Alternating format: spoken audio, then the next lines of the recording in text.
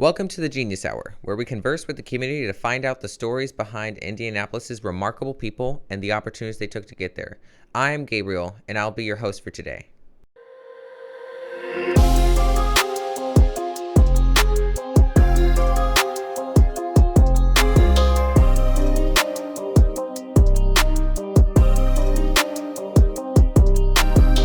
Welcome back to the Purdue Polytechnic Lab's Genius Hour, where we amplify the community's voices by seeing what they've done and spreading it through our podcast. My name is Gabriel. I'm one of the two hosts for today. I will give the mic to the other host. I'm Annie. I'm the other co-host. Could you start out with introducing yourself? So hi, my name is Primrose, and I am a curator as well as the manager for 10 East Arts. Could you tell us a little bit about what that entails? So as a curator, basically, whenever you go to a museum and you see work on the wall, or when you go to a gallery and you see work on the wall, it's the process that goes behind that to make it make sense to the people viewing it. So that's pretty much my job. At 10 East Arts, my job entails making sure people have space. I help them book it out. I also run an artist residency program. So that's what you saw today at the gallery. So basically, whenever we have artists in here, the first week they get the space for free, and then they do programs in here depending on what they want to do. And then we also run some other programs like free community art nights. We have final Fridays. We have open mic nights. So it's basically where art happens. So that's basically what 10 East Arts is. Would you say, as an art curator, that you yourself are an artist? It's not that I can't say, but I am an artist. So I went to the University of Indianapolis and I got my Bachelor of Fine Arts from the university. So my major was basically painting. So I'm a painter, but that's not my full-time job. So my full-time job is an art curator, which is a little different. So not actively producing art, but helping artists put their work on the wall or display it in whatever way they want to display it. So some questions I have is, what inspires you to do art?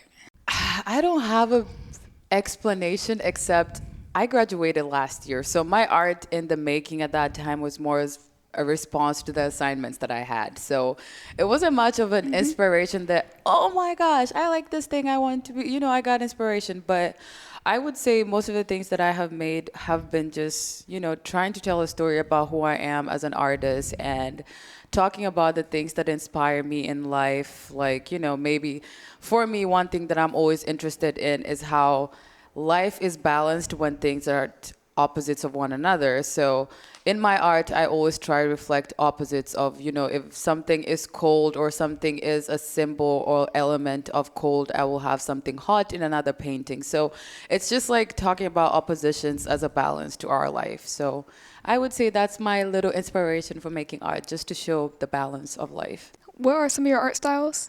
So I do oil painting. I have done sculpture with wood. I have done a little welding, but my main one is ceramics and oil painting. And what got you into art? Well, at first I started college as a STEM major, so I thought I wanted to be a doctor. And then halfway through, I was like, this is not for me. So I wanted to do art history, but then at that point, it didn't work out for me. So just ended up in art by mistake, and I liked it. And here I am.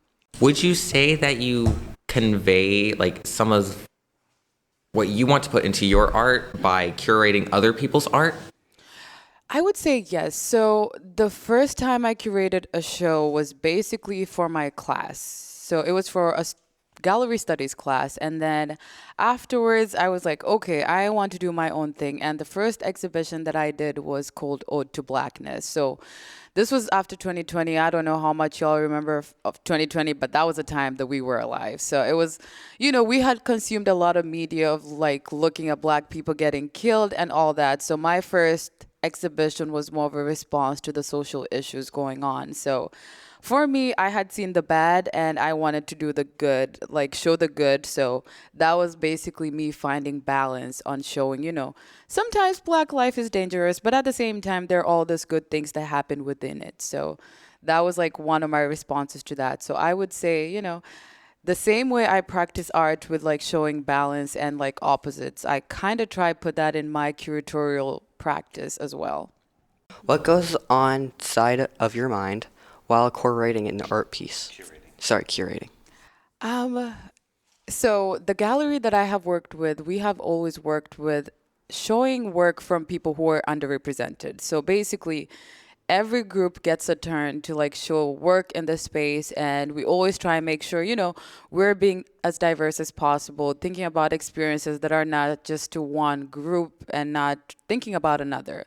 So for example, this year I have done a curatorial piece about people with disabilities. I am not a person living with disabilities. So I always have to think about the research, such as like going out there, talking to people with disabilities, having collaborations with people who have this experience so that I'm not using my voice, but using the voices of other people to make sure they are heard. My job is just putting stuff on the wall and just making it make sense. So what helps you tell a story of an art piece?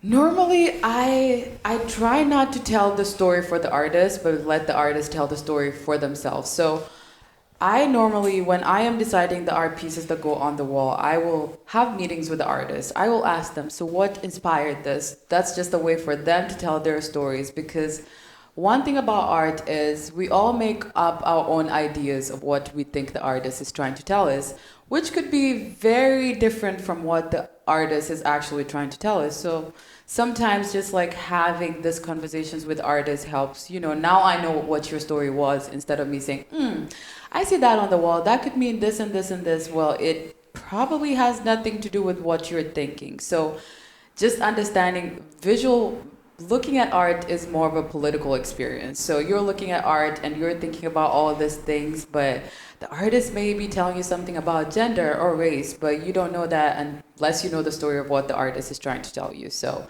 I think for me, just learning their stories, and then for every exhibition that I have done, I always provide like a little booklet or something like that that just tells you the stories about this artist, so you have an idea about what they're trying to tell you.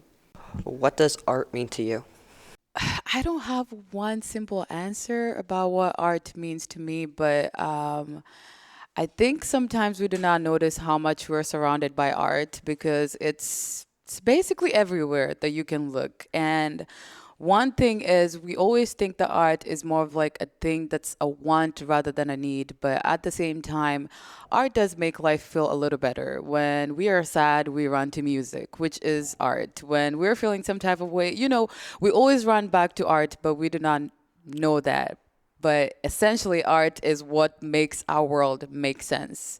And, with everything that's going on, artists respond to the climate. Is it political? It's a lot of things that art is. So I do not have an answer that art is one thing. It could be anything.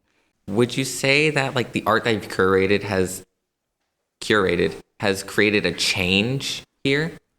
I would say yes. So I think with like, it's so weird, but then sometimes when you're making all this exhibits, it's like at the same time we're learning so much about people that are not people who you wouldn't know about. So I remember some of the exhibitions, we've talked about food deserts, we've talked about things that directly affect like our communities.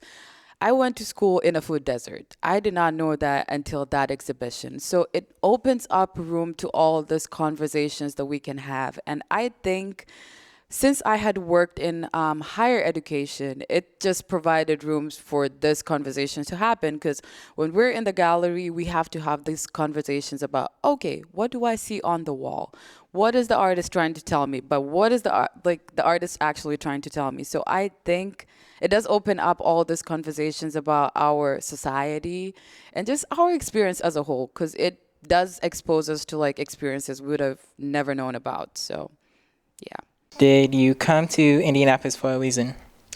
I came here I came here for a reason. I came here for college, essentially. So I like the idea of like experiencing different places. So I went to high school in New Jersey. So after that, I knew I did not want to be in New Jersey for high school because, I have had the experience of living there and going to school there. So for me, it was like an opportunity to go out there and just, start, I wouldn't say a new life, but have a different experience. So I would say I came here for a reason, and then, it just worked out.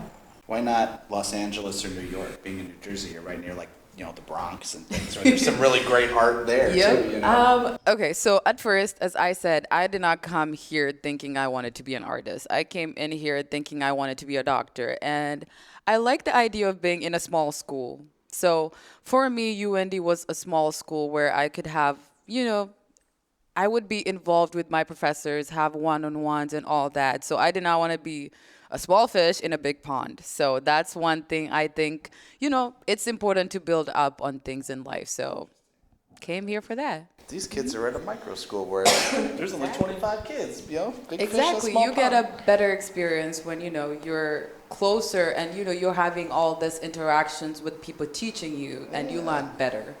So that was my reason. You described our school. How do you deal with artist block? And is there anything you would suggest when you struggle to develop ideas and feel unmotivated? I still think I have my artist block. I'm not gonna lie. I went to school for art. So since I went to school for art, I was required to make art for a really long time. So right now, I'm not gonna lie. I barely have inspiration. It feels like right now I'm like in my chill phase. So I'm like, if it comes, it comes. If it doesn't, it doesn't. Also, another thing is, I think as artists, we need to be okay with taking rest because sometimes you feel like you always have to produce something. Sometimes you just need to rest. Wait a few months and it's going to come back. For me, it's been a few months and, I hope it comes back. If it doesn't, we'll just keep waiting. When you're curating art, does it ever change the way that you think about something?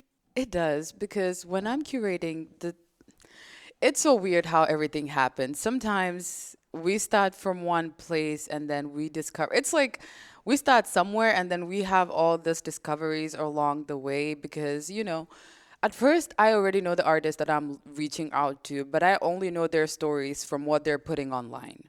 And then you meet with the artist and they tell you all these things that inspired their life and you're like, oh my gosh, this is so cool. Because I can see one of the artists that I met was, he's a transgender man and he went to the military and in the military he got injured that caused him to be disabled and paralyzed. So this is not a story that was online, but then with me having to take that step to talk to them, I discovered all these things about him, which I would have never known if I just went with whatever is online. So I think, we start somewhere, and sometimes even when we're placing things in the gallery, we kind of try and make everything have a conversation with a piece next to the other. So if I'm putting a painting here, I would like it to make sense with whatever is next to it. And that's one way like a curator creates a story, just by visually you walk into a gallery and maybe something red is placed to something green and then they're complementing each other or something like that. Or sometimes you end up with artists whose work looks very similar, so when you put it next to each other you think they're the same artist but they're like two different artists. So it's always unpredictable, but then the story comes all together in the end. Who or what is your biggest inspiration in not just your work, but your life as well? I would say my biggest inspiration is the professor that I had as my advisor and who helped me become a better painter, because I'm not gonna lie, for every step of the way that I have needed anything, he has been there and offered all the support that I need. So whether I'm creating a permanent collection or I need help with mixing my colors and making stuff make sense, I have had a great relationship with him in a way that helps me be a better artist. And, just looking at the work he creates, and he's a full-time professor. When you're a professor, you're running around helping everyone else, but then seeing him create stuff also inspires me to be like, oh my gosh, maybe I can make time to create something. So just having someone who pushes you. And I think for me, he has been a great push. And he's an artist. His name is Jim Viwe. And yeah, he's been a pretty great influence on my art and the way I make. And he's also a painter. What does your process look like in your work? So my process is I would say I use digital means to make my work. So I take photographs, and then after taking the photographs, I manipulate it with Photoshop, and then afterwards I will sketch the painting. Then, yeah, the painting will make sense in the end.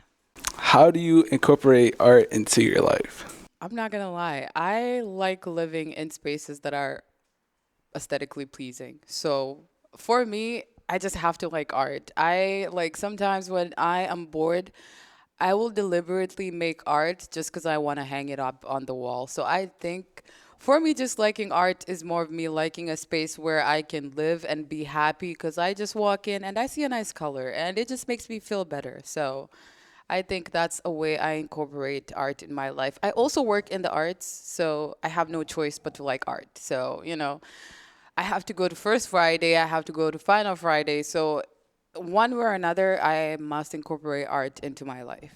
How do you like finish your artwork? Because I try to do it and it's like I'll like get to the very end and then I won't finish it. I feel like you have to play a game with your mind. That's just the truth of it. How bad do you want to see the finished result?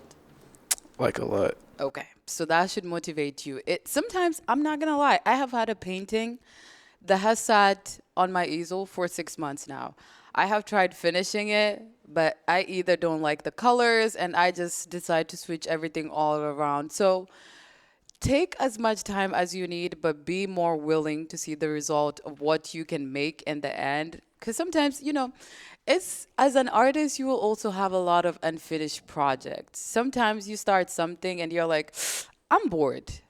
And it's okay. It's okay to be bored and do something else, but force yourself to come back so you're able to see the extent of the great things that you can create. So I would say, force yourself to go back. Force yourself to look at, the bigger picture, which is what is my painting or my drawing going to look like when it's done?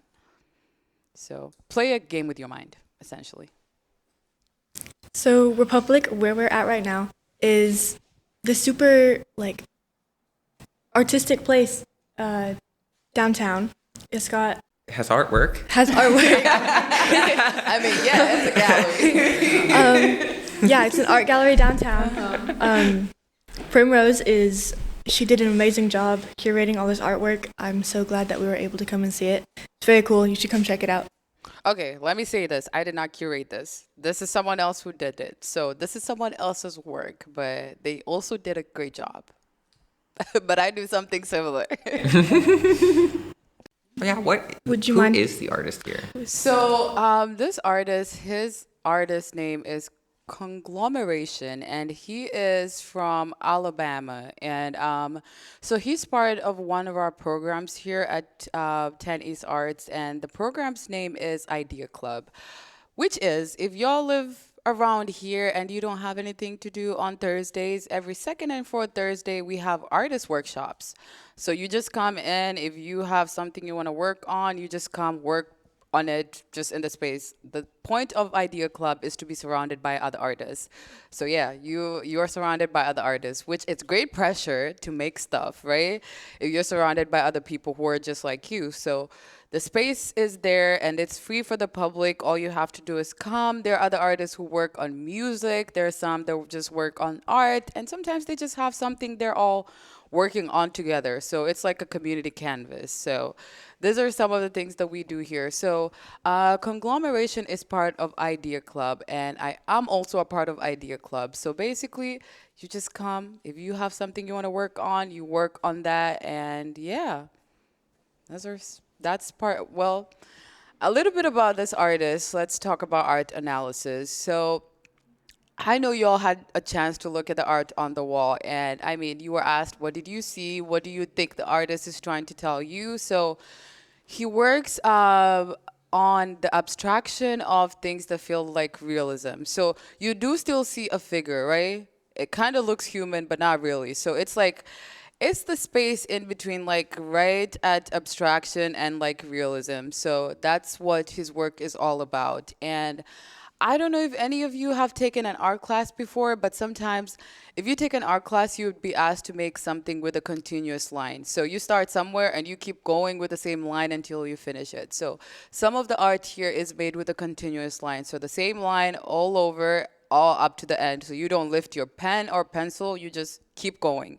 And then that's what creates this. So I mean, as we said, some of the things that you can notice from some of the paintings are like the styles that he uses, which are pretty similar. As you can see, if you were to follow that line all over, you can see where it starts and where it ends. It's the same continuous line going all over. So that is some of the work from Conglomeration. Yeah, some of the things I would say is when doing art criticism or analysis, it's just like understanding who the artist is. And sometimes we talk about the race of the artist, and from there we can start talking about their experiences, because you see something with basketball. Sometimes basketball could represent, I'm not saying it represents this, I'm just throwing an idea out there, okay? So basketball for many boys growing up is emphasized as a way of making it out of poverty. So you can think about basketball as the savior to make money and, you know, transcend poverty as something that's insisted on. So that's why you see some parents are putting their kids through sports, because they're hoping that, you know, by the end of all this, maybe I'm going to have a star. But then the statistics of like the NBA or the NFL, it's like a really small percentage of people that make it. So these are some of the analysis that we can make with art. So sometimes it's a very deeper meaning than what meets the eye. So, you know, that's the great thing about art analysis. We make all these conversations which help us talk about the politics of life and society as a whole. So that's some of the things we can talk about art. So I hope you all enjoyed your experience here today. And any other questions? Or we feel a little fulfilled? Definitely feel fulfilled. Okay. I guess that would end the podcast episode for today. Thank you for joining us. Yeah, thank you for having me. We hope you enjoyed this episode of the Genius Hour, brought to you by the Purdue Polytechnic Lab, a small place with big opportunities for growth.